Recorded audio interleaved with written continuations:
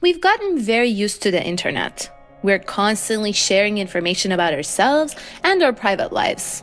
Food we eat, people we meet, places we go, and the stuff we read.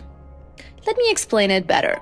Right at this moment, if someone attempts to look you up, they will see your real identity, precise location, operating system, all the sites you have visited, the browser you used to surf the web, and so much more information about you and your life, which you probably didn't mean to share with unknown strangers who could easily use this data to exploit you. But not if you're using Tor. Tor browser protects our privacy and identity on the internet. Tor secures your connection with 3 layers of encryption and passes it through 3 voluntarily operated servers around the world, which enables us to communicate anonymously over the internet.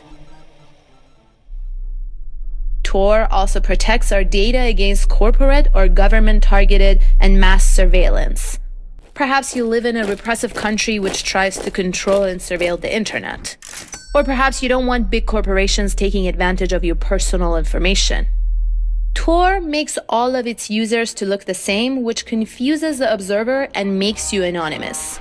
So the more people use the Tor network, the stronger it gets, as it's easier to hide in a crowd of people who look exactly the same.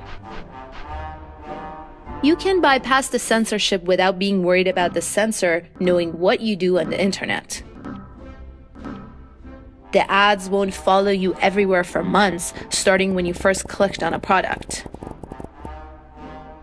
By using Tor, the sites you visit won't even know who you are and from what part of the world you're visiting them, unless you log in and tell them so. By downloading and using Tor, you can also protect the people who need anonymity, like activists, journalists, and bloggers. So download and use Tor, or run a relay.